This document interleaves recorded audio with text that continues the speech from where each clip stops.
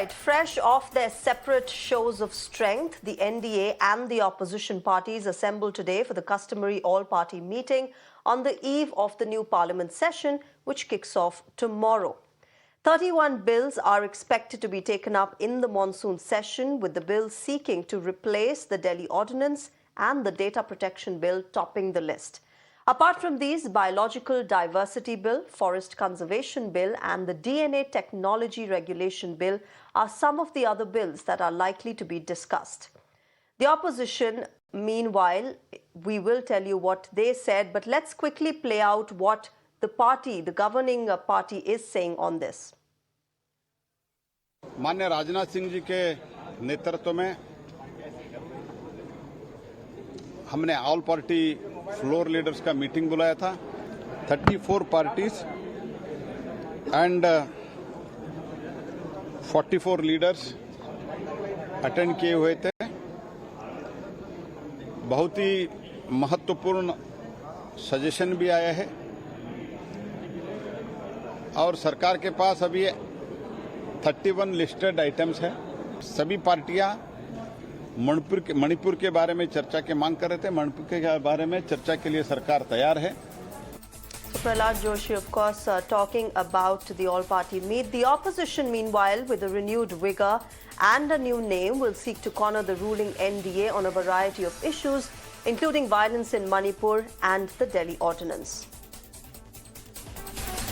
हमारे पार्टी की तरफ से ये मांग रखे हम लोग कि हिंदुस्तान की संघीय ढांचा पे सदन के अंदर चर्चा करना जरूरी है, क्योंकि हिंदुस्तान के बहुत सारे क्षेत्रीय दलों ने ये संघीय ढांचा का प्रहार किए जा रहे हैं. सोची समझी तरीके से, सुनियोजित तरीके से ये शिकायत सरकार के खिलाफ लग रहे हैं. ये आरोप के चलते सरकार को मन खुलासा करके सदन के अंदर हिंदुस्तान की जो फेडरल स्ट्रक्चर, जिसको मोदी जी कहते हैं कि कोऑपरेटिव फेडरलिज्म, इस मुद्दे पे सदन के अंदर चर्चा होना जरूरी है. सत्तारूढ़ पार्टी अगर सदन चलाना चाहते हैं तो विपक्ष को जो सारे मुद्दे को सत्तारूढ़ पार्टी को ध्यान देना जो आवश्यक है. सबसे दुर्भाग्यपूर्ण बात यह है कि संसद के सत्र में भारत के संघीय ढांचे को कुचलने का, उसको बर्बाद करने का बिल सबसे पहले लाया गया है. और अभी सर्वदलीय बैठक में मैंने इस पर अपना विरोध दर्ज कराया. ज्यादातर राजनीतिक दलों ने अपना विरोध दर्ज कराया और ये कहा कि मोदी जी की सरकार को ये काला अध्यादेश वापस ले लेना चाहिए. ऐसा मैंने भी कहा. सरकार अपने हिसाब से संसद को चलाना चाहती है और संसद कोई सरकार का नहीं होता है. संसद पक्ष और विपक्ष दोनों का होता है. देश की कई मूलभूत समस्याएं हैं. बेरोजगारी है. बेरोजगारी की बात तो छोड़ दीजिए, रोजगार के अवसर समाप्त किए जा रहे हैं. निजीकरण की तरफ देश जा रहा है. मणिपुर का मुद्दा भी उठा, जातीय जनगणना का सवाल उठा. Unemployment is the biggest challenge. Inflation is a challenge. Manipur is burning, not metaphorically, literally. It is burning. And Mr. Prime Minister is silent. His silence is so loud that we'll take it up in the parliament. We'll make sure Honorable Prime Minister responds. Now, there will be 17 sittings in this session, and if there are disruptions, which usually happens, it costs not just the taxpayers' money, but a larger sum of money is lost that is used to run both the houses. To give you an idea, the budget session lost 199.43 hours of the proceedings to protest from the opposition as well as the BJP. In just the first 5 days, the loss amounted to about 50 crore rupees. So you can imagine the huge amount that was wasted in the subsequent days. So legislative business set, strategies set. How does the monsoon session look? Let's get our panelists on board with us and ask them this. I'm joined by Tuhin A, national spokesperson for the Bharatiya Janata Party. Sujata Paul of the Congress also joins us. Neerja Chaudhary, senior journalist, joins us this evening. And I'm also joined by Major General Anil Verma from the ADR. Welcome to all of you to Beyond the Headlines. First of all, to you, Tuhin, you know, this, of course, is an important monsoon session with 31 bills having been listed in the legislative business. What all is expected, tomorrow as the government tries to let these bills pass in the parliament? Well, good evening, Shreya. Good evening, everybody. I know you were mentioning about the reduced productivity of the parliament session, but if you go into the records, the highest productivity was also recorded during this tenure. I think in the last monsoon session, where productivity was over 100%. In fact, during this government's tenure, Parliament has sat well up to 12:30 in the night to discuss important issues and pass important bills. Now, when the opposition comes with a pre-decided mindset to disrupt Parliament, at times on very frivolous issues like Pegasus, then it becomes very difficult for the government to go ahead with a pre-decided agenda. But as of today, there are 31 legislative items scheduled to be listed over the next 3 weeks. And we can only request the opposition to cooperate, because we are open to discussing everything. We would be happy to discuss the situation in Manipur. We would like to discuss the situation in Bengal also, where 50 people were killed in panchayat elections last week. We would like to discuss the liquor scam also. We would also like to discuss the massive infrastructure turnaround in the country, which the opposition may not like to be a part of that discussion. So I think, there are lots of issues which need to be discussed. The data privacy bill needs to be listed. We are open to discussing everything. We can only request the opposition to behave responsibly and not to disrupt Parliament. Sujata Paul, you have the opposition, in fact, has come up with an new alliance name, which is I.N.D.I.A. I'm sure you've also come up with a new strategy to corner the government in the parliament in the monsoon session that starts tomorrow. What's going to be the strategy of the opposition? Most importantly, the BJP should remember that they are in government, and the government of India should remember that the parliament, according to Baba Saheb Bhimrao Ambedkar, belongs more to the opposition than to the government. And that is why they should not, behave irresponsibly.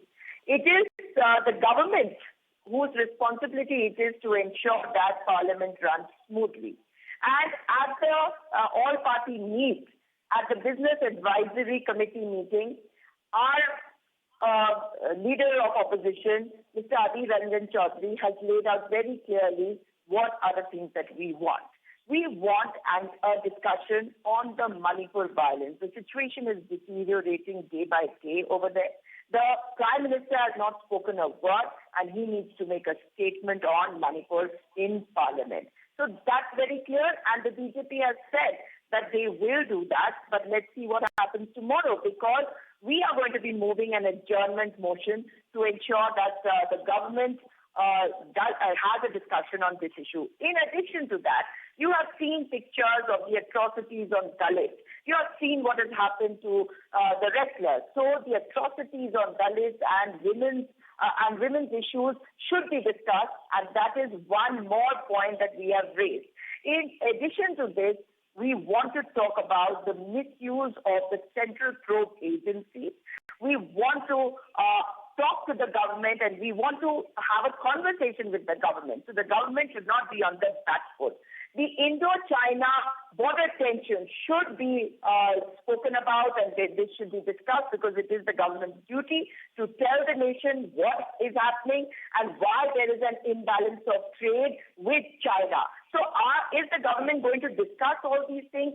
Because, you are seeing parts of North India being ravaged by floods. That needs discussion. Balasore train accident, because it has brought many serious issues to the fore. The technical faults which have happened, the negligence which has happened, this issue should also be discussed in Parliament. In addition to this, of course, the unemployment issue, the price rise issue, these are issues that we are going to be discussing. Like we have mentioned, the attack on the federal government is another one issue which needs to be discussed, and the government will show whether it is going to behave responsibly or irresponsibly last time. They are the ones who disrupted Parliament. Let's see what they do this time. Tuhin Sinha, respond to that accusation that you're the one who disrupted the Parliament, you're the one who stopped the smooth functioning of the Houses last time around. And of course, there's a long list that the opposition has for you to respond to when the session starts tomorrow. Well, you need to understand what happened last time. Rahul Gandhi went on a world tour and, out of a pre-planned motive, he started denigrating India's image globally. He started assaulting India's democracy. All we wanted him to issue was to issue a clarification inside Parliament and to apologize. And I think anybody who does that, in fact, there was a senior journalist in London who reminded Rahul Gandhi that he had been a part of the press conference when Indira Gandhi had visited London 3 decades back, and Indira Gandhi would never have spoken in such a way, even after she came, after the, when she was jailed during the Janata Party tenure. Even then, she would never speak in this manner about her country. So Rahul Gandhi had to be schooled by foreign journalists. But, I think we were within our rights to demand an apology from this man who went around denigrating India's image. Most of his, foreign sessions, even in the US, was sponsored by very dubious jihadi organizations. Sujata, I'll come to you. Let Tuhin make his point. Organizations close to Soros. So I think these are also important issues, and the Congress needs to clarify on these. Okay, go ahead, Sujata. Yes, the Prime Minister needs to answer why was he busy with Karnataka elections while Manipur was burning. There are pictures of women being molested publicly, and the Prime Minister is not speaking. What was this dubious man doing in America while Manipur burnt? If you are going to use this kind of language for a leader of the opposition, remember that these are the same words which will be turned back on you.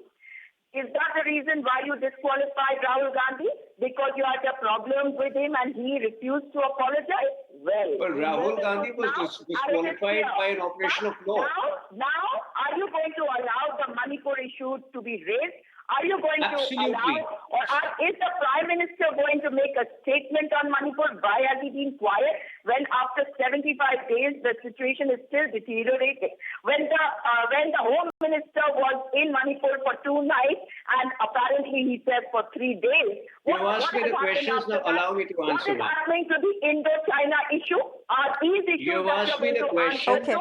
You've asked me the questions, now let me answer. As far as China is concerned, this government has stood up to Chinese aggression in a manner which no previous government did. The Doklam is a testament to that. What happened in Ladakh last year also bears a test. Please don't interfere. If you ask me certain questions, allow me to answer. Have the basic courtesy. Now, as far as Manipur is concerned, you need to understand from where this phase of violence emanated. It was the Manipur High Court which had accorded the scheduled tribe status to the Meitei community. What started off as protest against that eventually led to altogether Tuhin and Sujata, you've made your points. But the point is, okay, both of you have made your points. Let me also bring in my other panelists into this discussion. Tuhin and Sujata, I'll come back to you. Okay, let me go across to Neerja Chaudhary now. Neerja Chaudhary, interesting monsoon session kicking off tomorrow. We've got, of course, the contentious Delhi ordinance issue, that that bill that seeks to replace that. We've also got the UCC that was floating around, talks of which were, of course, it's not listed in the legislative business, but that also made a lot of buzz. And of course, the data protection bill, one of the most important bills. How do you see this monsoon session panning out from tomorrow, and what is it that you are looking at? I would say if there's one word to describe it, it's going to be turbulent. But then every session of Parliament starts off on a turbulent note. When we discuss it, we say for how many days will it be a washout? Will it be different this time? I don't know. I would say at the outset, of course, the burning problem that needs to be addressed, discussed, is Manipur.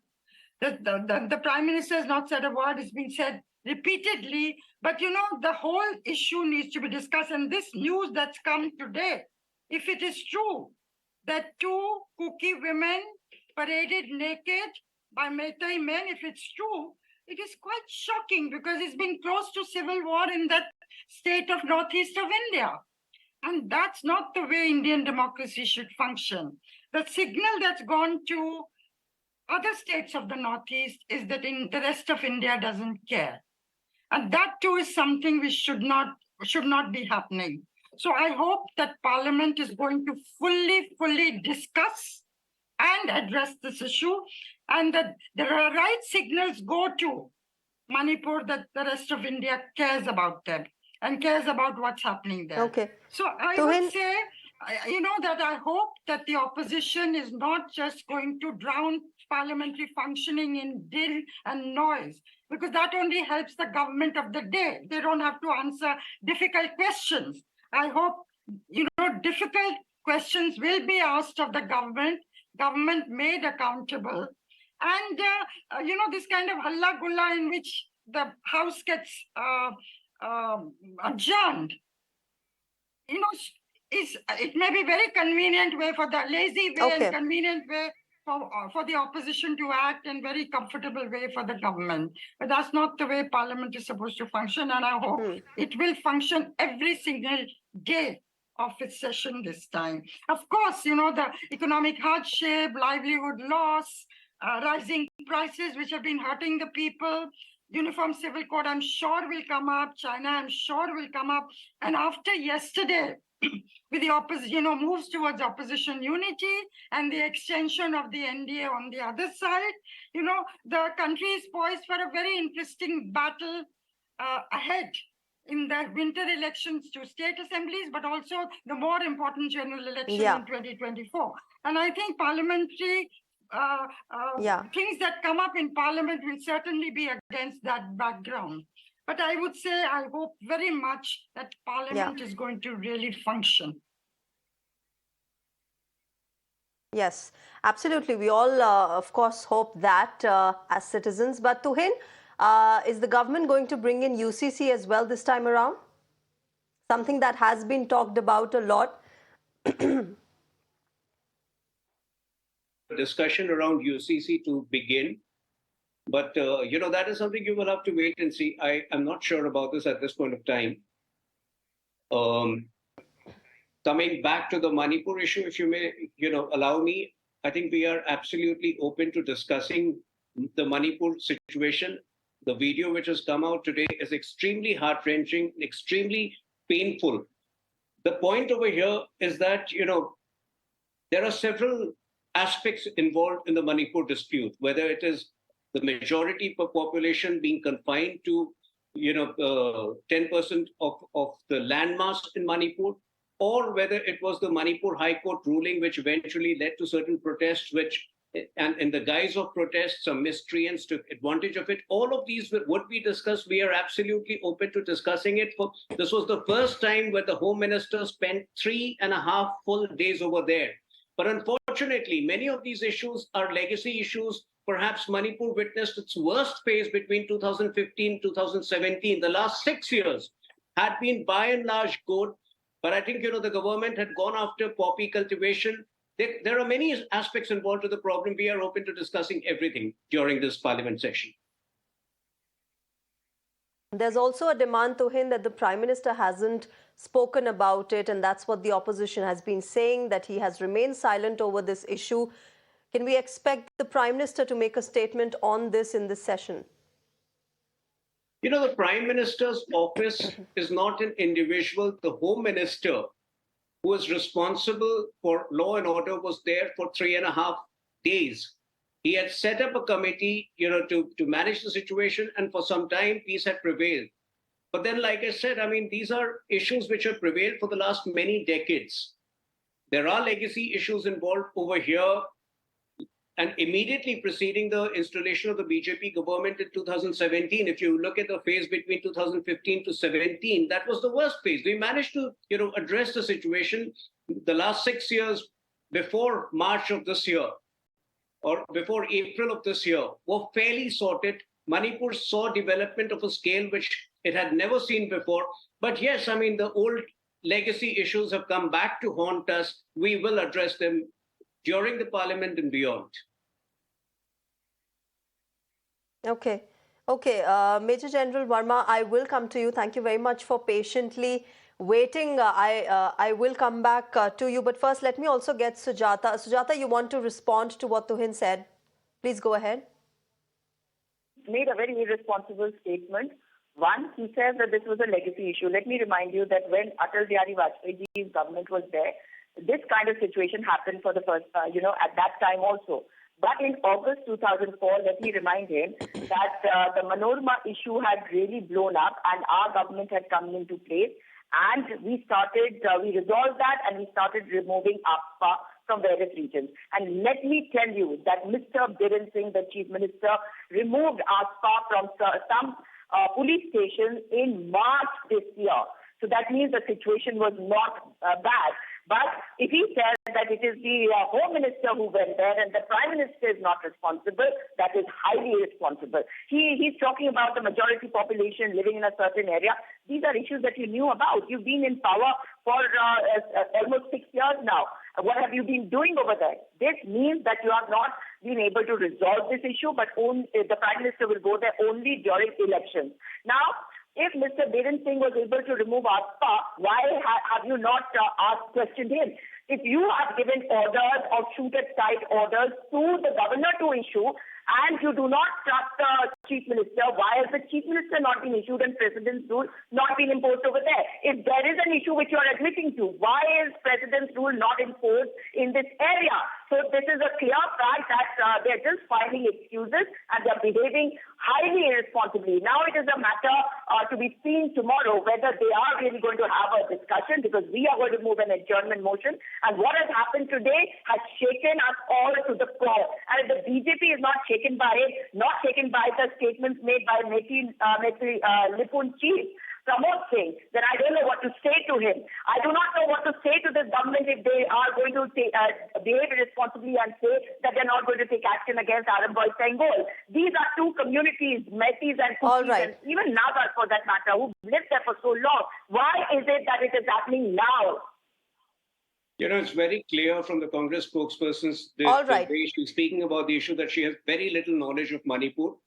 I think she should, she wants us to behave like some of the Congress governments did in the past when they imposed Article 356 all of 100 times. Okay, Tuhin and Sujata, I'm going to come back to you. Let me also bring in Major General Verma. I'm going to come back to both of you. Let me bring in Major General Anil Verma, who has been patiently with us since the start of this discussion. General Verma, thank you very much, first of all, for waiting so patiently in this discussion. But, if I run through some of the stats regarding the kind of loss that we have faced in the past when disruptions have affected parliamentary proceedings, it takes about 2.5 lakh rupees per minute to run the parliament, if I'm correct. And that includes upkeeping of the building, water and petrol and food bills, salaries of the MPs, their bodyguards, everything included. So lakhs and lakhs of rupees being wasted per minute every time a disruption happens in the parliamentary proceedings. You have been working in this area, you've been researching through this. What have been your findings? See, thank you for getting me over after 25 minutes. And please give me some time to make my points. I'll make 3 issues. One is, of course, everybody is aware of the huge amount of money that is wasted by the disruptions.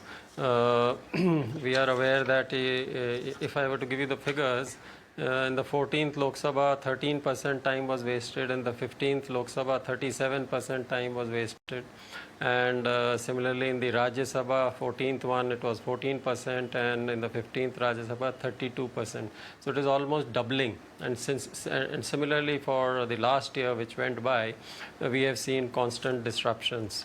And now, I basically want to touch upon 3 things. One, the first one is that as per the Code of Conduct of the Parliament, in the Chapter 9, it says not to bring disrepute to the parliament, not misuse amenities and facilities of the parliament, maintain a very high standard of morality, dignity, decency and values in public life.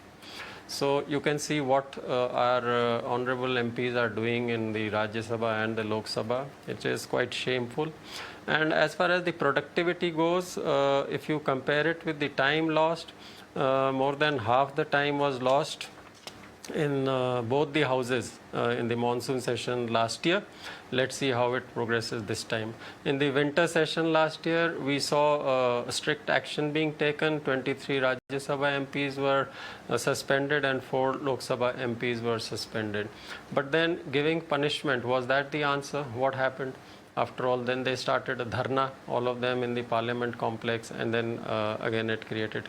So we have to basically address what are the causes of disruption and how can we resolve this. This has become a normal, this disruptions. So the reasons for disruption, as I think, are: one is lack of time which is given to MPs to raise important matters. Secondly, unresponsive attitude of the government and retaliatory posture of, adopted by the treasury benches. Deliberate disruptions by the political parties for political or publicity purposes. And absence of prompt action against the MPs disrupting the proceedings. So if action is taken strictly, then also there is a problem. And I would also like to say that the responsibility of running the parliament is not only of the government. The opposition also has a role to play. And therefore, I come to the suggested resolution as to how can this be, avoided. First is there is a need to build a strong consensus on the bills. The standing committees need to play their role when the parliament is not in session, and they must do their work. And second is to create a system to empower the opposition parties and give better time management to the running of the parliament. There are a number of suggestions and bills which have been moved by certain MPs in the past, but they have not been adopted. If you change the rules, let's say if any motion is supported by 25 to 33% of the MPs, then it should be discussed. All important discussions should be followed by voting. It is the right of the citizen and the common voter to know how has their MP voted in the parliament. Now, for example, in the UK Parliament, it permits the leader of the opposition to determine the agenda for some days. For example, they follow a system of 20 days. So then we can increase the number of sittings each year. UK Parliament meets for 150 days in a year. And in our case, it is much lesser, 60 to 70 days per year. So the calendar for the whole year must be made in advance in the beginning of the year and put out in the public domain and for the MPs, so that the political parties can plan their things. And if they are not able to complete the business, then they should sit late in the night and on the weekends, don't observe holidays. After all, they are paid for it.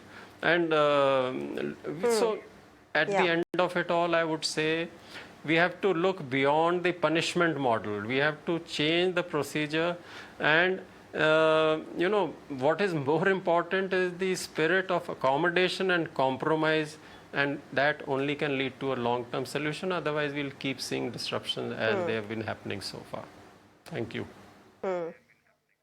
Yeah, absolutely. Neerja Chaudhary, how do we bring that sort of consensus? How do you think is the way forward? We've seen, disruptions in the past. And of course, General Verma explained to us thoroughly how much of productivity happened, what is the solution, what is the cause, deliberate disruptions, lack of time for MPs to speak. But how do you then bring a consensus and move forward on important bills that the country needs? Me? Yes, Neerja Chaudhary, Sir, this is are you for asking me? Hello? Can you hear me? Yes. Yeah, Are you able to hear me, Neerja? Yeah, okay. I would like to respond to some of the issues that have been raised.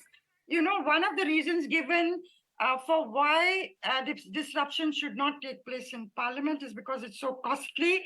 2.5 lakhs per minute are wasted, and they should not be wasted very clearly because they are taxpayers' money. But I would make a further point. I think our democracy is too precious only to be weighed against money.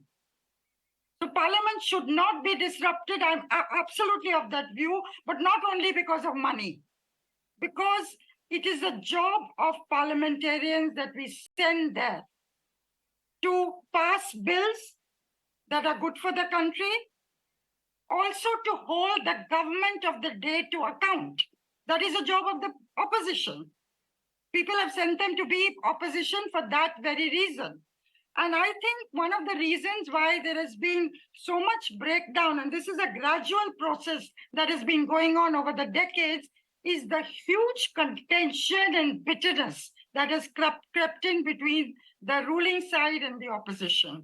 It's not even possible now to have the kind of dialogue. I remember when Pramod Mahajan used to be of the BJP during I.N.D.I.A time of Mr. Vajpayee's premiership, used to be the Parliamentary Affairs Minister. And I've heard him myself just say to the opposition side, and we must not forget it's the responsibility of the government to make sure that Parliament runs. He reached out to the opposition leaders. Yeah. He said, "Bas ho gaya na protest aapka, ab baitho, ab hame kya chahiye aapko, ab humko allow karna hai house ko run karne ke liye." But there was that kind of a reach out was possible. Today, there is so much contention, as I say, and so much, resentment between those two sides and blame game that, it's becoming increasingly difficult to do what Pramod Mahajan was able to do at one time. Yes. And that is what needs to be addressed in order to get the consensus, evolve the consensus that we all hope happens. Okay. Sujata and Tuhin, quick last comments. This is for both of you. There are concerns that the Parliament does not have smooth functioning, and it is not just about the money, it's not just about the taxpayers' money, but it is also about the important bills that the country needs, which is good for the country, for the citizens. How will you move forward together to pass these bills into laws? So first, Sujata, you. The government of the day, because we have seen how bills have been passed in Parliament. You saw what happened to the ordinances that they brought and how they passed them later on. What they did to the 3 farm bills, and then they had to take them back. So I would like to add to what Mirza said, that yes, it is the job of the parliamentarians to pass bills, but after discussion. And that responsibility resides in the government. If they want it, then there will be discussion. Otherwise, they bully their way through, and we have seen this earlier.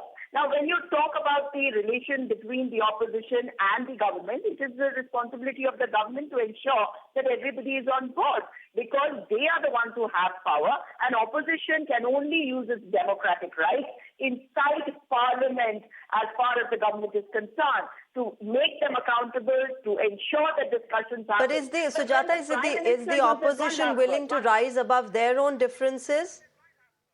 Absolutely. That is why I've told you, the list of issues that we want to discuss, and our leader, Mr. Adil Rajat Chaudhary, has already mentioned all these issues. He's raised them in the Business Advisory Committee. But if the Prime Minister comes and says, "Ye par jeevi hai," if he says, "Ek akela sab pe bhari," and all that, all the histrionics he does, it doesn't move him well.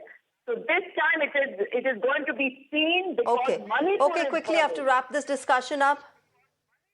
Yes. Okay, Tuhin, last word by you. Shreya, what is the government mulling? Well, Shreya, as the data clearly shows, till the monsoon session of last year, the productivity of Parliament, both houses, was 100% or beyond. We work with a lot of zeal, and we would like to, maintain the same productivity during this session. And for that, we can only appeal to the opposition to behave more responsibly. We are open to discussing all issues, but at the same time, this opposition needs to do more homework. For example, when it makes sweeping statements like inflation is at an all-time high, fact is that inflation, the retail inflation today at 4.8%, the temporary tomato prices notwithstanding, the 4.8% retail inflation is at a 20-month low. So I think they need to do a little more homework. They need to be a little more responsible. And that is how we can once again attain high productivity during the parliament session. All right. So, well, all we can hope for is that tomorrow, as the monsoon session kicks off, we are going to be seeing smooth functioning of the parliament and the bills that the country needs are passed smoothly. Yes, of course, the opposition is demanding answers, and hopefully the government will satisfy the questions that are being asked by the opposition parties. But for right now, I'm going to wrap this discussion up, and we wait for the monsoon session to begin tomorrow. Sujata Paul, Tuhin Sinha, Neerja Chaudhary and Major General Anil Verma, thank you very much to all of you for joining us on Beyond the Headline. Ladies and gentlemen, that is it in Beyond the Headline tonight. News and updates continue on the other side. Stay tuned to Mirror Now.